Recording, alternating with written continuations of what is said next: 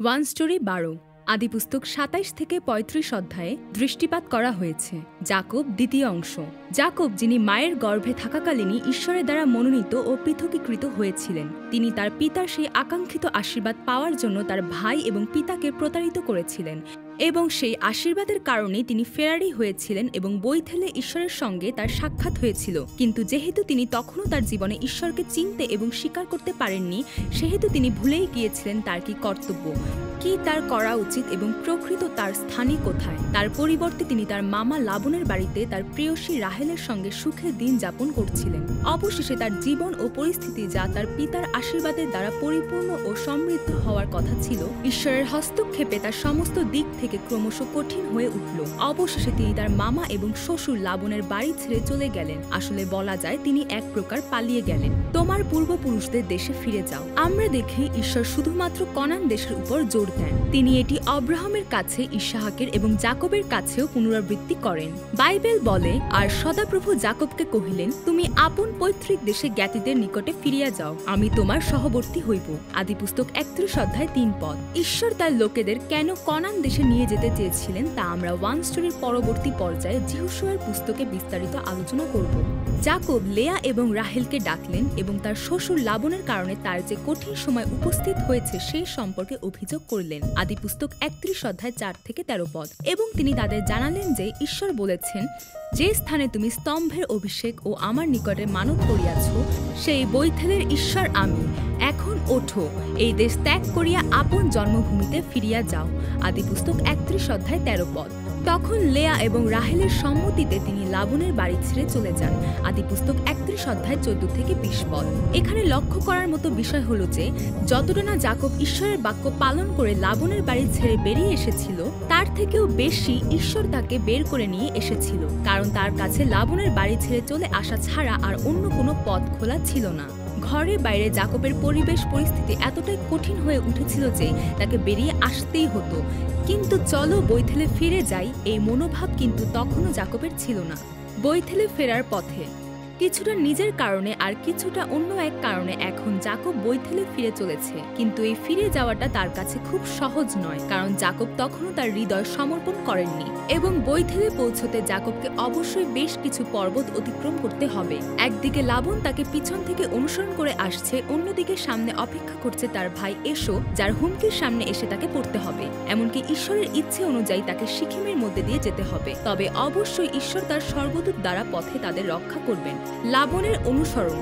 যাকব, যিনি ইতিমধ্যে লাবনের ছেলেদের কারণে সমস্যায় পড়েছিলেন, লাবন ও তার ছেলেদের কাছ থেকে আবার পালিয়ে আসেন, ঠিক যেমন ইতিপূর্বে তিনি তার বড় ভাই এসর থেকে পালিয়ে গিয়েছিলেন।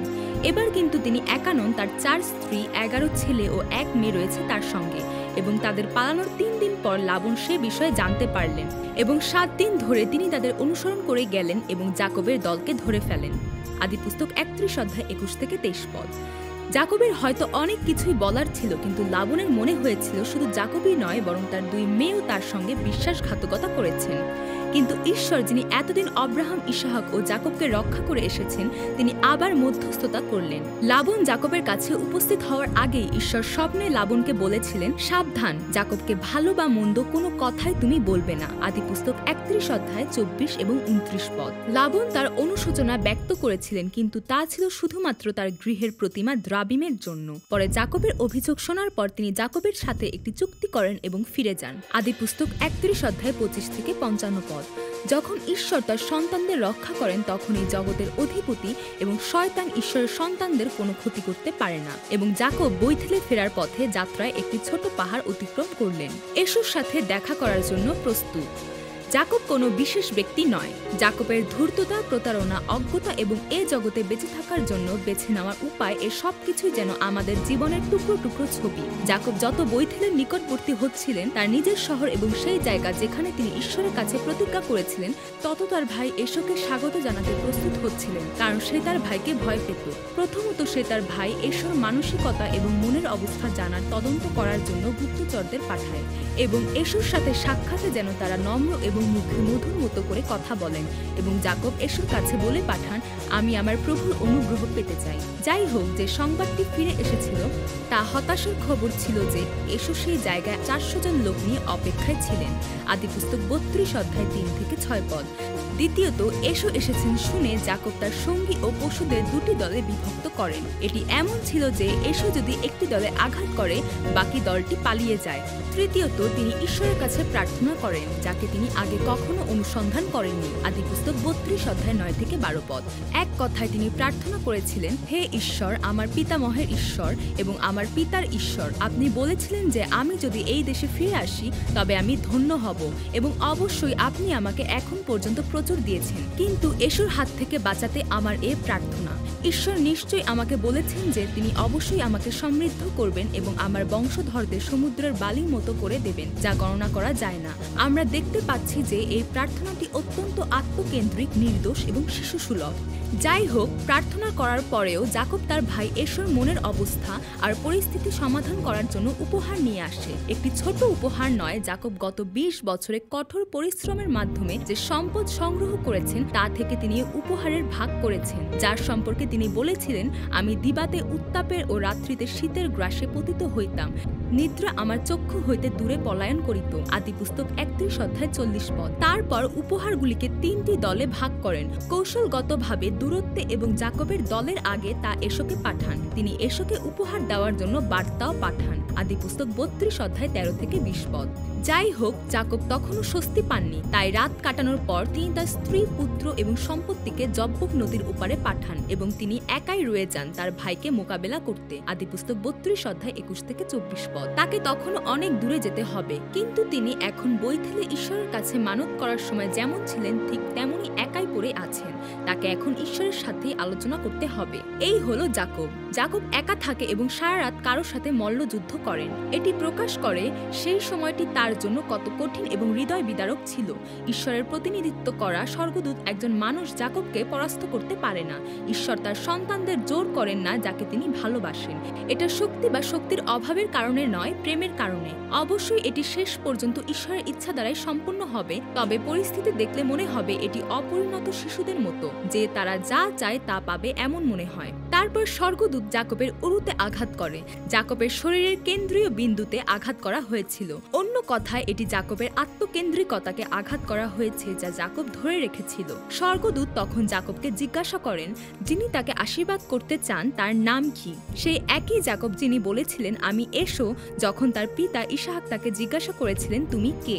সেই আশীর্বাদের জন্য নিজের জীবনকে ঝুঁকিতে ফেলে, কিন্তু এখন তিনি বলেন আমি যাকব। যদিও প্রবাসী হিসেবে বাড়ি ফেরার এই যাত্রায় এখনো অনেক পথ বাকি, তবে এখানে একটি গুরুত্বপূর্ণ ঘটনা বা স্তর হলো আত্ম অস্বীকার বা নিজেকে সঁপে দেওয়া। স্বর্গদূত যাকবকে একটি নতুন নাম দেন। তখন থেকে তাকে ইসরায়েল নামে ডাকা হবে। এর অর্থ হলো তিনি ঈশ্বর এবং মানুষের সাথে জয়ী হয়েছেন। তিনি সমৃদ্ধি চেয়েছিলেন। তিনি 4টি স্ত্রী এবং 12 জন সন্তান চাননি। তিনি তার শ্বশুর লাবন এবং তার শ্যালকের সাথে বিরোধ চাননি। বাইবেল যাকবকে বিজয়ী বলে অভিহিত করেছে।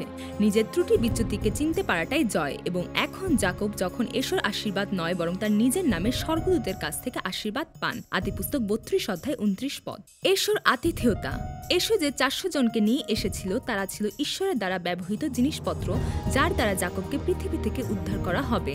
যত তাড়াতাড়ি যাকব সোজা হয়ে দাঁড়াবে তত তাড়াতাড়ি সে দেখতে পাবে যে এটি কেবল একটি স্টেজ প্রপ ছাড়া কিছুই নয়, তবে অন্যথায় সে এখনো ভয় পাবে।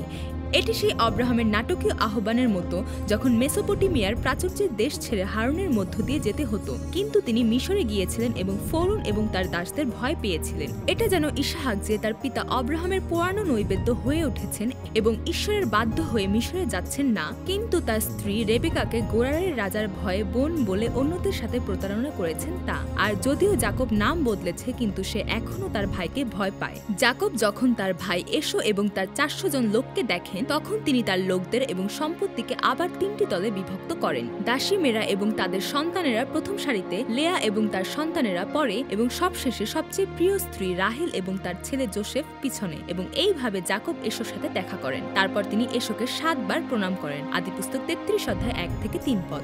কিন্তু যাকবের বিরুদ্ধে তার ভাইয়ের কোনো ঘৃণা বা প্রতিশোধ এমন কোনো অনুভূতি নেই। এটি পরিবর্তিত হয়নি কারণ যাকব আন্তরিকভাবে প্রার্থনা করেছিলেন, কিন্তু ঈশ্বর ইতিমধ্যে এশোর ক্রোধ ভেঙে দিয়েছিলেন। করেছিলেন। তার সত্ত্বেও মানুষ এবং পরিস্থিতির কারণে জাকব তাকে সমর্থনকারী সেই ঈশ্বরের হাত দেখতে বা চিনতে পারেন না। তিনি তার ভাই এশোকে বলেন, তোমার মুখ দেখা ঈশ্বরের মুখ দেখার মতো। আদিপুস্তক 33 অধ্যায় 10 পদ। যদিও ঈশ্বর সবকিছু সমাধান করেছেন, কিন্তু মহিমা দেওয়া হয় এশোকে। তার সত্ত্বেও ঈশ্বর জাকবের সমস্যার সমাধান করেন। এশো যিনি বলেছিলেন, চলো আমরা একসাথে যাই, জাকব তার কাছ থেকে আলাদা হওয়ার পর সে তার নিজের শহরে ফিরে যাচ্ছেন এবং ধীরে ধীরে একজন সেবক হওয়া থেকে রাজা হওয়ার দিকে ফিরে যাচ্ছেন। আপনি যদি এত কষ্ট এবং সমস্যার মধ্যে দিয়ে যান এবং ঈশ্বর আপনাকে এত সাহায্য করেন, তবে আপনার বলা উচিত, হ্যাঁ ঈশ্বর, আমি এখন একজন বাধ্য সন্তানের মতো বেঁচে থাকব, শুধুমাত্র ঈশ্বরকে আমার রাজা এবং প্রভু হিসেবে গ্রহণ করব। এখন সমস্ত দৃশ্যমান অসুবিধাগুলি চলে গেছে, কিন্তু শুধুমাত্র বৈথেলে গিয়ে আবার বেদি নির্মাণ করাই যথেষ্ট নয়। জাকব যখন সিকিমে পৌঁছেছিলেন তখন তিনি একটি বাড়ি তৈরি করেছিলেন, পশুদের জন্য আশ্রয় নির্মাণ করেছিলেন, একটি তাঁবু তৈরি করেছিলেন, একটি ক্ষেত কিনেছিলেন, সেখানে একটি বেদি তৈরি করেছিলেন এবং বলেছিলেন, এলো এলোহি ইসরায়েল। আদিপুস্তক 33 অধ্যায় 17 থেকে 20 পদ। এর অর্থ ইসরায়েলের ঈশ্বর। অন্য কথায় তার পরিবর্তিত নাম হলো ইসরায়েল, তাই এটি আমার ঈশ্বর হয়ে যায়। কিন্তু এটি জাকবের বিশ্বাসের স্বীকারোক্তি নয়, বরং এর অর্থ হলো ঈশ্বর আমার জন্য বিদ্যমান, কারণ ঈশ্বর আমাকে এত সাহায্য করেছেন। সম্ভবত জাকব যদি ইতিমধ্যে যে কষ্ট পেয়েছেন তার চেয়ে 100 গুণ বেশি কষ্ট পায়, তবে তার জ্ঞান আসবে। সিকিমে থাকার জায়গা ছিল না, কিন্তু বৈথেলে যাওয়ার জন্য জাকবকে দ্রুত চলে যেতে হয়েছিল।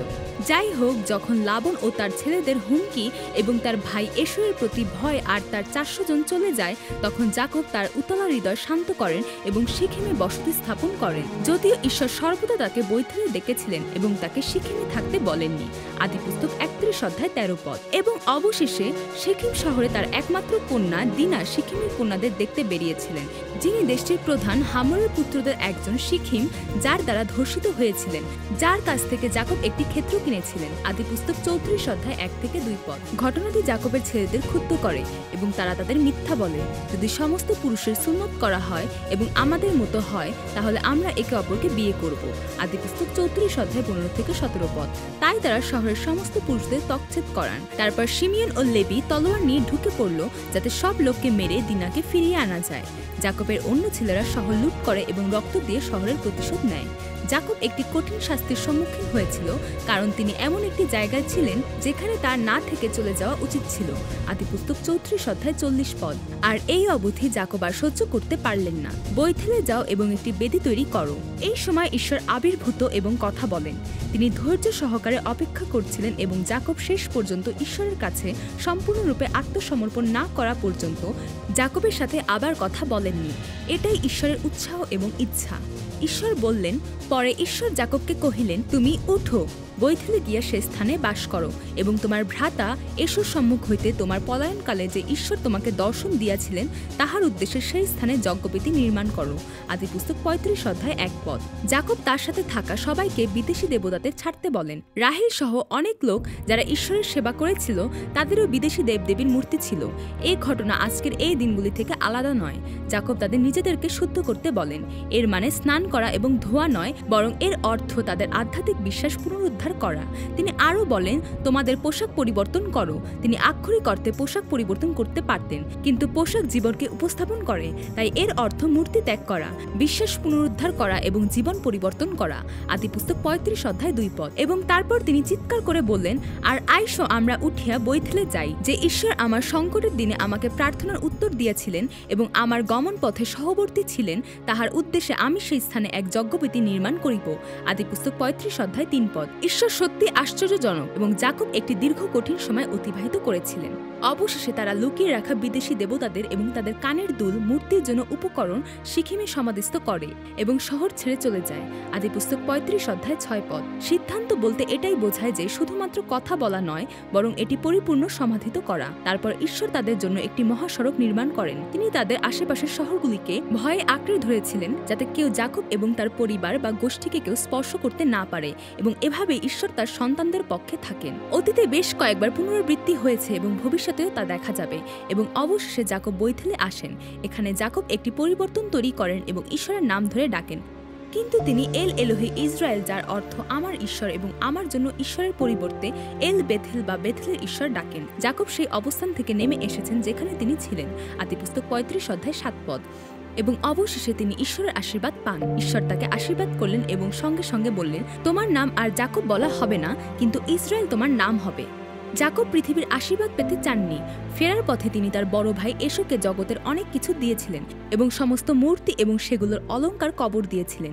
ঈশ্বর বলেন, তোমার মধ্য থেকে একটি মহৎ জাতি এবং একটি গোষ্ঠী আসবে এবং রাজারা তোমাদের কোমর থেকে বের হয়। আদিপুস্তক 35:11 তিনি এমন একটি জাতির শুরুর কথা বলেছেন যা যাকবের মাধ্যমে পূর্ণ হবে এবং তিনি কনানকে দেন, যে দেশ তিনি অব্রাহাম এবং ইসাহাককে দিয়েছিলেন, যাকব এবং তার বংশধরদের দিয়েছিলেন। যাকবের জীবদ্দশায় তার হাত ধরে উপভোগ করার মতো কিছুই ছিল না, কিন্তু বাইবেল বলে যে ঈশ্বর যাকবকে আশীর্বাদ করেছিলেন, কারণ যাকব ঈশ্বরের কাছ থেকে উপযুক্ত আশীর্বাদ পেয়েছিলেন। অর্থাৎ যাকব যিনি এই পৃথিবীস্থ অন্তর্গত বিষয় চাইতেন এবং এই পৃথিবীর জিনিসগুলো অনুসরণ করেছিলেন, এখন তিনি ঈশ্বরের ছিলেন, ঈশ্বরের সন্ধান করেছিলেন এবং একজন অপরিচিতের জীবন পেয়েছেন, যিনি এই পৃথিবীস্থ বিষয় আর তার হৃদয় স্থাপন করেননি। যাকব যে নিজ শহরে অপরিচিত ও বিদেশীর মতো জীবনযাপন করেন। যাকব যিনি সত্যি ঈশ্বরের দ্বারা আশীর্বাদ প্রাপ্ত, হঠাৎ বাইবেল থেকে অদৃশ্য হয়ে যায়। বাইবেলে তার মা রেবেকার মৃত্যু আমরা দেখি আদিপুস্তকের 35:8 তার প্রিয়তমা স্ত্রী রাহেলের মৃত্যু হয় এবং তার পিতা ইসাহাকের মৃত্যুও বাইবেলে লিপিবদ্ধ রয়েছে। এমন একটি ঘটনাও রয়েছে যেখানে বড় ছেলে রুবেন রাহেলের দাসীর সাথে ঘুমিয়েছিলেন। আদিপুস্তক 35:22 পৃথিবীতে সবকিছু ঠিকঠাক চলছে এমন হওয়ার পরিবর্তে ঈশ্বরের আশীর্বাদ পাওয়ার পরে এই পৃথিবী থেকে তার হৃদয়কে আরো দূরে সরিয়ে দেওয়ার জন্য পরিবেশ তৈরি করা হয়েছে। এখন যাকব তার পুত্র যোসেফের গল্পে ধীরে ধীরে হারিয়ে যাবে এবং বাইবেলের প্রধান চরিত্রের পরিবর্তে একটি সহকারী চরিত্র হিসেবে উপস্থাপিত হবেন। যাকব পরে মিশরের রাজা ফোরনের সামনে এভাবে স্বীকার করে, আমার প্রসবকালের 130 বৎসর হইয়াছে, আমার আয়ুর দিন অল্প ও কষ্টকর হইয়াছে এবং আমার পিতৃপুরুষদের প্রবাসকালের আয়ুর তুল্য হয় নাই। আদিপুস্তক 47:9 যাকবের বিশ্রাম। তার মৃত্যুর আগে যাকব প্রথমে যোসেফকে বলেছিলেন, আমি যখন আপন পিতৃপুরুষদের নিকটে শয়ন করিব, তখন তুমি আমাকে মিশর হইতে লইয়া গিয়া তাহাদের কবরস্থানে কবরশায়ী করিও। যোসেফ কহিলেন, আপনি যাহা বলিলেন তাহাই করিব। আদিপুস্তক 47:30 যাকব এখন স্পষ্টভাবে জানে যে সে কোথায় ফিরে যাবে। তার আগে বিশ্বাসের পূর্বপুরুষদের মতো তিনি এখন একজন বিশ্বাসী মানুষ হিসেবে দাঁড়িয়ে আছেন, যিনি কেবল তার দেহ নয়, হৃদয় দিয়েও তার জন্মভূমির জন্য আকাঙ্ক্ষিত। তিনি এখন একটি ভালো দেশ, একটি স্বর্গীয় দেশের জন্য আকাঙ্ক্ষা করেন। এই কারণে ঈশ্বর নিজেকে তাদের অর্থাৎ অব্রাহাম, ইসাহাক ও যাকবের ঈশ্বর বলতে লজ্জিত নন, কিন্তু তাদের জন্য একটি শহর প্রস্তুত করেছেন। ইব্রিয় 11:16 পরে যাকব তার মৃত্যুর আগে তার ছেলেদের একত্রিত করে বলেছিলেন, ভবিষ্যতে তোমাদের কি ঘটবে তা আমি তোমাদের বলবো। এখানে যাকবের আমি তোমাকে তোমার ভবিষ্যতের বিষয়গুলো সম্পর্কে বলছি বলার ভিত্তি হলো তিনি তার জীবনের ধ্বংসাত্মক পরাজয় এবং তার সারা জীবনে ঈশ্বরের সঠিক এবং স্পষ্ট হস্তক্ষেপ এবং যত্ন অনুভব করেছিলেন।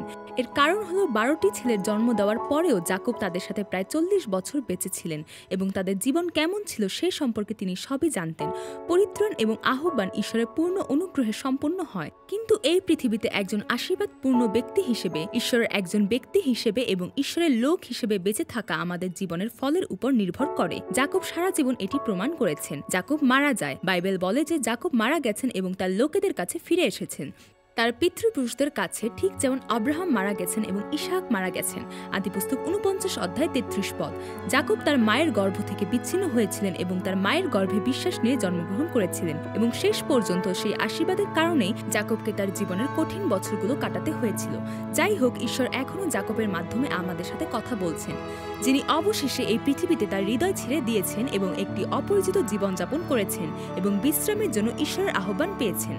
এখন ওয়ান স্টোরি জোসেফের গল্প হিসেবে চলতে থাকবে, যে তার বাবা যাকবের সাথে আবদ্ধ ও উত্থান পতনের মধ্য দিয়ে না গিয়ে তার সারা জীবন ধরে ঈশ্বরের দৃষ্টি পূরণ করবে। আমেন।